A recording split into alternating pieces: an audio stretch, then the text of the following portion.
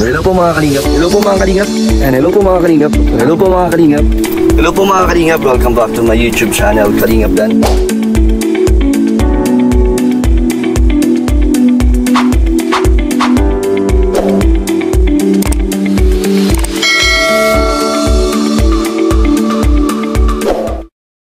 And mga kalingap, dahil na-interview tayo ni Kuya Brooks nakaraan, at tayo naman ang mga interview sa kanya. Ayan na, Kuya Brooks. Ang lakas ng interview mo sa akin ah. Ang daming nanood at ang daming... Hindi ko akalain na umabot ng 100 na higit. Nakita ko, nabasa ko yung mga comment doon na ano naman, positive naman.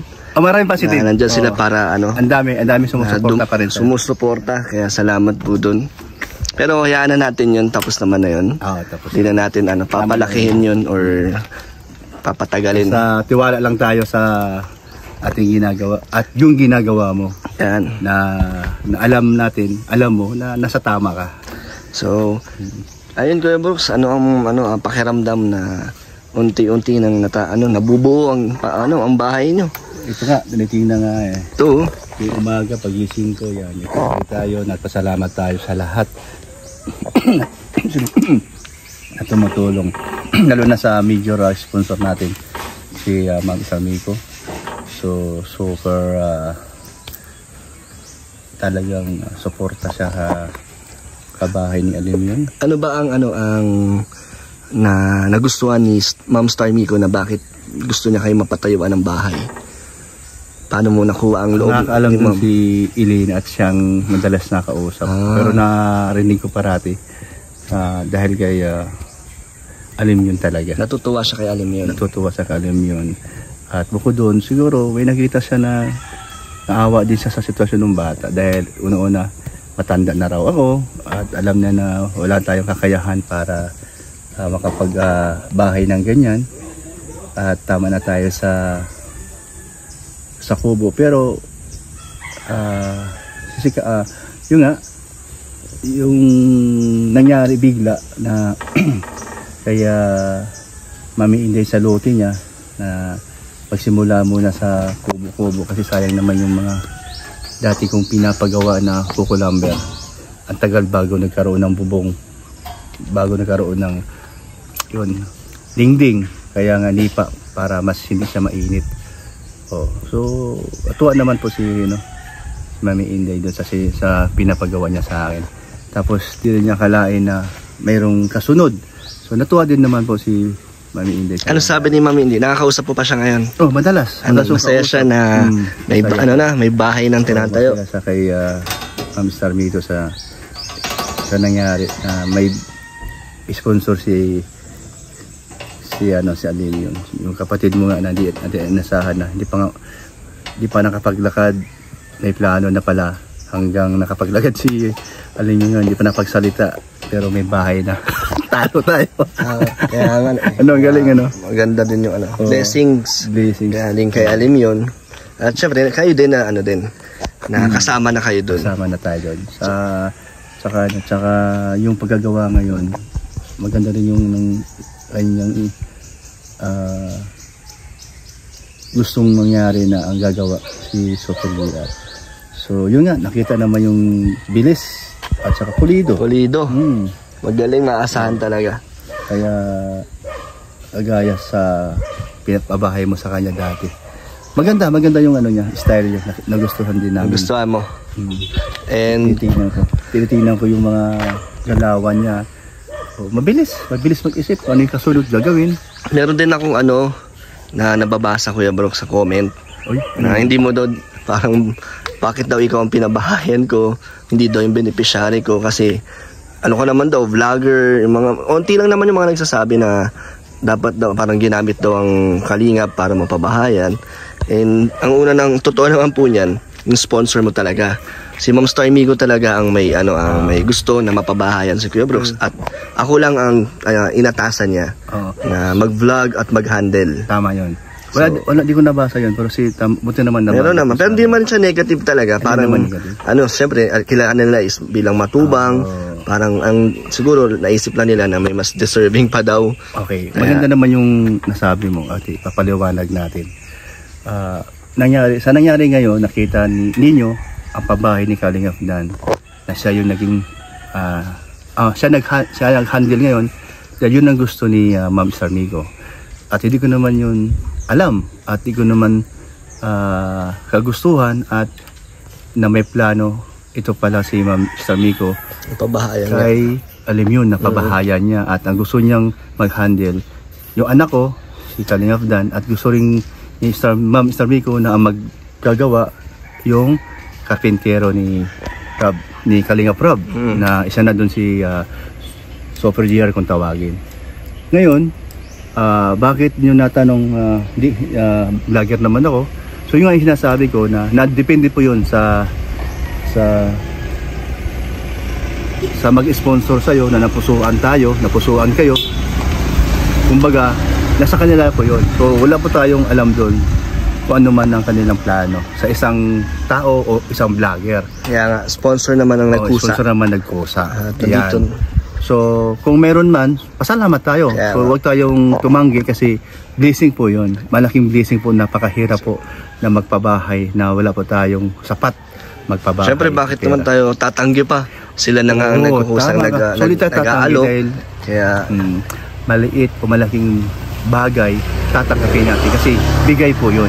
Huwag lang tayo manghingi kasi siyempre tama, wala naman tayong pinipilit na magbigay. Wala naman.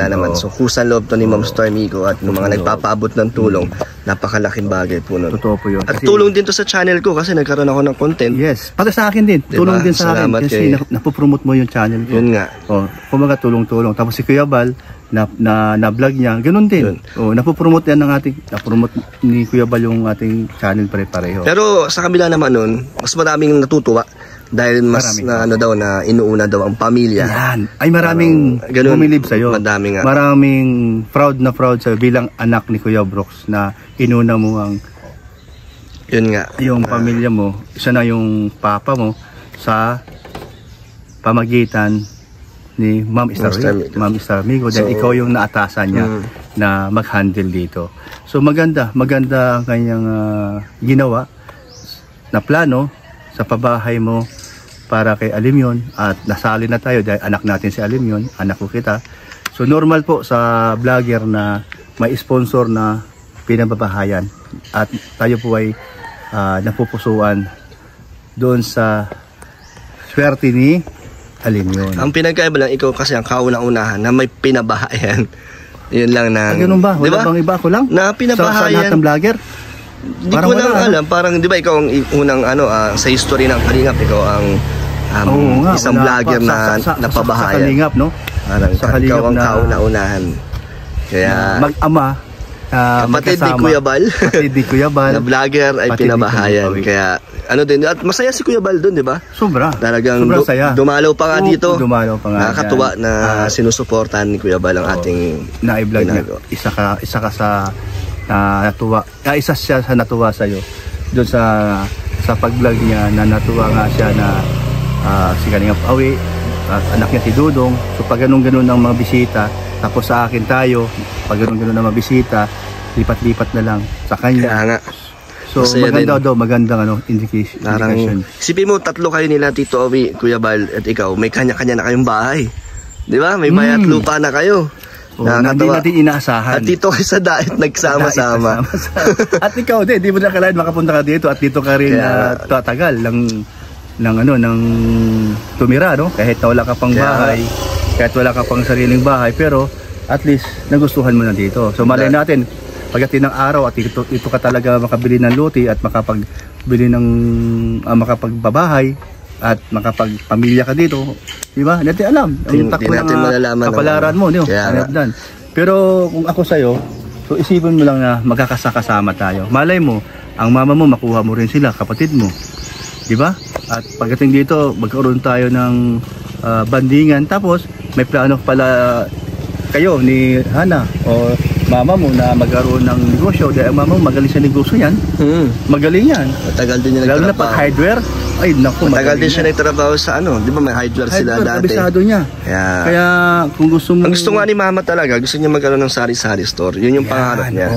Pero sana Malay hindi mo, pa huli eh. Sa'yo matupad. Kaya nga. Sa'yo matupad, no? Sana hindi pa huli kung sakaling mabigay ko yun or dumating yung panahon. Sana ay tama ano pa rin. So, ibig sabihin, meron paabutan. kang pangarap na, kasi sa Maynila, napakahirap ngayon ang sitwasyon. Kung mga upahan lang. Oo, napakalaki ng upa dun. Upa mahal. Pangalawa, yung environment, alam mo na, basta okay dito. Oo, Saka makakita dito ng ilog, napakalinaw. Tapos napakamura pa. Napakamura pa. Kaya At ang sarap-sarap maligo sa ilog. Sa Maynila o sa bandang wala na. Rizal, wala na. Malayo na. Napakalayo.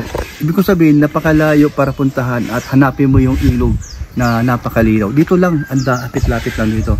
Yan, no? Ay, meron palang ano pa, isang supporter ng Team Dadit or Dandit na nagpadala ng seafoods kila mama. Uy, meron diba? siyang ano siya, Galing, may pwesto siya sa palengke sa Mandaluyong. Oh, Mandaluyong or Kalentong. Oo. Kinuha yung address sa akin. Tapos, pinadala nila. Maraming salamat. Shoutout po sa inyo. Salamat. Si Alim yun. Gusto mag-drive. Gusto na magmotor. Ayun pala. Ang nagpadala pala ng seafoods doon kila mama. Si Ma'am Marlene Paler. Taga Mandaluyong, natuwa sila dahil supporter sila ng daddy na minamahal din nila. Pati daw ang aking yung mga magulang. Kaya sabi nga niya, anytime daw na gusto ko mag-request doon, sabihin ko lang, papadala doon nila kay mama. Sabi ko na kaya naman po. At nagulat sila mama na may nagpadala ng nagulat sila. Salamat kay, sino yun? Si Ma'am Marlene Paler. Ma'am Marlene Paler. Salamat po ma'am. At nakakabigla po yun sa mama ni Dana. Nakakatuwa. Nakakatuwa at nabiglang sinusuporta nila tayo. Mayroon bang magandang pagkakataon o panahon na maisip mo na ito na lang din sila ang mga kapatid mo at mama mo. So maganda din naman at okay naman sila si Tita Elena mo, wala nang problema. Oo naman. Ngayon kung mayroon kang planong sariling bahay, mas maganda din pagdating ng araw. At yun nga, gusto pala ni mama mo na mayroong negosyo at tindahan. Alam ko naman na masinop sa negosyo yun. Malay natin, yun ang kanyang gusto. Kumbaga, libangan niya na, kumikita pa siya. Tama. Saka si Hana. Si Hana, ituruan natin siya mag-vlog. So, umpisa lang naman mahihain yan. Mag-vlog siya, tapos kasama ng mama niya na may negosyo, di ba? So, okay yun. Kung matuloy man yan, ikaw naman ang siyempre, tutulong din naman tayo. Pagdating naman ng araw na ako naman tutulong sa'yo pag nagpabahay ka, malay natin at gumanda ang ating channel at revenue. So lahat naman matutulungan natin, hindi lang ating mga pamilya. Sana nga pati mga kababayan natin. Sana magtuloy-tuloy ang suporta sa atin. Huwag sila magsawa. Kahit na may mga issue or mga bashers, sana patuloy lang. No? Ayan. Tama yan. Kasi tayo naman kung sino man yung nagtumutulong sa atin, tayo naman tumutulong din tayo sa iba nating kababayan. Maliit o malaki kita natin, at least meron pa rin tayong maibigay sa ating matutulungan.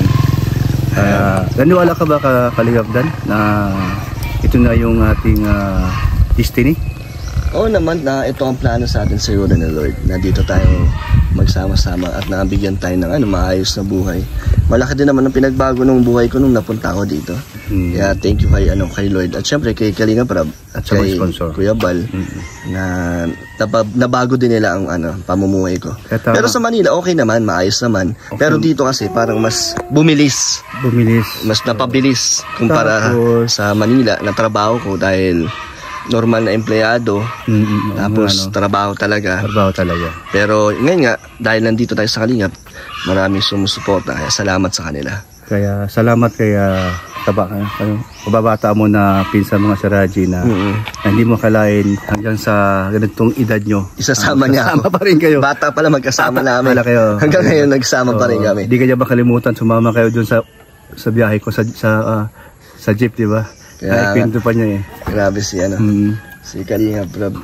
Nakakatuwa din minsan pa nag-uukwentuhan kami ni Rab. Sa totoo lang, siyempre, ang buhay ng tao, paiba-iba. Oo, hindi natin masasabi. Nung sila dati na walang-wala din, naintindihan ko din naman sila. Tapos tayo, merong konti sa mama mo, kahit na papano, nakatulong pa rin. Hanggang ngayon naman, yun lang yun. Tapos yung tulong nila sa'yo, sa ibang tao pa, natutulungan pa. Nakakatulong din. Nakatulong din. Okay. So, ayan, salamat sa mga sumusuporta sa amin ni Kalingap Dan, mag-ama, sa sitwasyon ngayon na nagpabahay nga. Si Pag Sarmigo, salamat at salamat kay Ate Bing, kay Angie Pangan at sa kanyang asawa. At siya po ay pangalawa sa nagbigay tulong, dagdag tulong sa pabahay ni Kalingap ng 50,000. Malaki. Di ba, Kalingap Dan, no? Ang daming tulong, malaking tulong na yun. Tulong yun. Salamat kay Auntie Bing. Sa pera niya, sa mga materialis ng iba, halo-halo na, tsaka sa pagkain pati. At tsaka sa... So hindi mo na naisip bumalik na ng Taguig. Hindi mo na, dati plano mo nang bumalik, di ba? Para bumalik sa boss mo. Totoo yun. So, dahil kay Mama Inday, hindi tayo nakabalik. Dahil sa kanyang plano, magandang plano din. At nadagdagan ni Ma'am Starmico. Dahil kay, ito nga, sa batang ito, kapatid mo makulit to. No, ganito ka dati. Sa taxi. Sa taxi. Grabe ka, malikot ka din sa manubila. Tignan mo. Tignan mo ako, sa kamay lang. Yabang. Maano to, maano ba? Parang ikaw nga to, madiskarte kung ano yung gagawin niya. Alam ko ano yung, kung saan to, kung anong gagawin to. So yun. Grabe itong so, babay na, alim yun. Babay na kuya. Interview natin si Kuya Brooks. Tungkol sa kanyang bahay. So yun, babay ka na pa sa mga nagmamahal at sumusuporta. Ayan, babay na po sa nagmamahal, sa Kalingap, lalo na kay Bal, at kami ni Kalingap Dan, nadamay na lang. Nadamay na. So salamat sa lahat ng tumutulong, lalo na po sa pabahay. Saan ba? Yan, sige. Dito daw siya magdadrive. Ayun yung makatanggal. Ayun po, no, salamat. Si Lord na po ang bahala magbigay at magbalik po. Siksik-lilik at umaabo ang blessing po sa inyo po, galing po kay Lord. Ayan. Basta po kami di Kalingap Dan ay tuloy-tuloy po ang aming atkain para po sa pagtulong natin sa ating kababayan. Ma-share po din po natin yan. Bukod po sa may nakatulong po sa amin. Mabigat po dahil hindi po basta-basta ang pabahay. Hindi po mahanap yung ganung kalaking pera. Mahina ang 300 o 400,000. Mahirap naman ito pagtrabahuhan. Kung sarili natin, mahirap na makapagpabahay. Kaya sobrang galing. Mami Inday, Ma'am Sarmico, Ate Bing, at kasama na yung may bahay, kasama na yung husband. At iba po na tumutulong at nagbibigay po ng nagdag tulong kay Kalingap Dan. So sa totoo lang po, utang na loob po namin yan sa inyo.